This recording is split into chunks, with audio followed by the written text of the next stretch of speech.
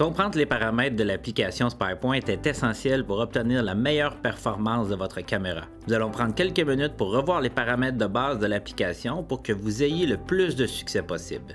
Premièrement, ouvrez votre application SpyPoint et ouvrez l'onglet Caméra. Vous verrez 4 options qui vous donneront de l'information supplémentaire.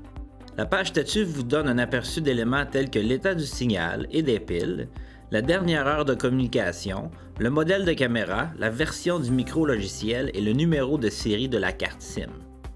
L'onglet Photos vous permet de voir les photos de l'appareil sélectionné. L'onglet Forfait vous permet de voir quel forfait de transmission de photos vous utilisez et quelles sont vos autres options. L'onglet Paramètres vous permet de voir et changer les paramètres de cette caméra et de la gérer. Avant de parler des réglages, explorons les options de gestion de votre appareil en cliquant sur cette flèche.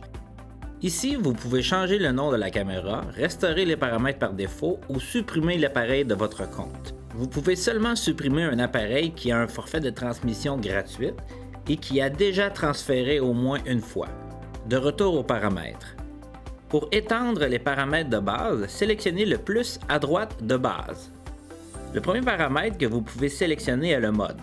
Selon votre caméra, vous pourriez ne pouvoir sélectionner que photo ou vidéo et intervalle.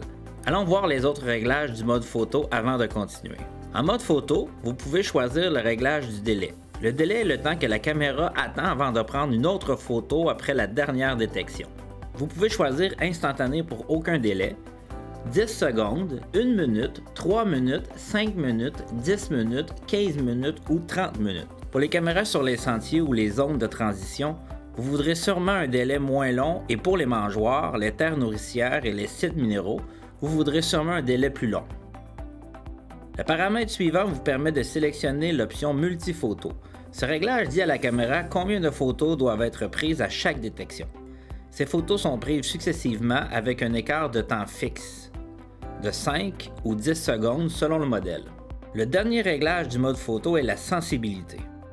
Changer ce paramètre ajuste la sensibilité du détecteur de mouvement. Le paramètre par défaut est la sensibilité moyenne et en général, la faible est suffisante. Nous ne vous recommandons pas d'utiliser le réglage élevé sauf si vous utilisez un forfait illimité. Ce réglage est très sensible et devrait être utilisé seulement lorsque votre gibier se trouve à plus de 60 pieds. Aussi, plus de photos signifie une plus grande consommation des piles. Nous vous recommandons donc de laisser les paramètres à moyenne. Si votre caméra vous permet de sélectionner le mode vidéo, vous verrez les paramètres de délai et de sensibilité, mais l'option multiphoto disparaîtra. Deux options vont apparaître, photo prévisionnée et longueur de la vidéo. Lorsque l'option photo pré-vidéo est activée, la caméra prendra une photo avant de commencer à prendre une vidéo. Parce que les caméras SpyPoint ne transmettent pas de fichiers vidéo, cette option vous permettra de voir ce qu'il y a déclenché la vidéo, tout en stockant le fichier vidéo sur la carte SD de la caméra. La photo sera envoyée à votre application comme d'habitude. Vous pouvez aussi choisir l'une des 4 options de longueur de vidéo, 10, 30, 60 ou 90 secondes. En mode intervalle, tous les autres réglages disparaîtront sauf le mode intervalle. Grâce à ce réglage, vous pouvez sélectionner la fréquence de prise de photo. Les intervalles peuvent être réglés de 1 minute à 24 heures. Avec le mode intervalle, la caméra n'utilisera pas son capteur de mouvement pour prendre des photos. Elle prendra des photos qu'aux intervalles pré-réglés. Nous espérons que cette vidéo vous aidera à mieux comprendre les paramètres de base de votre application SpyPoint.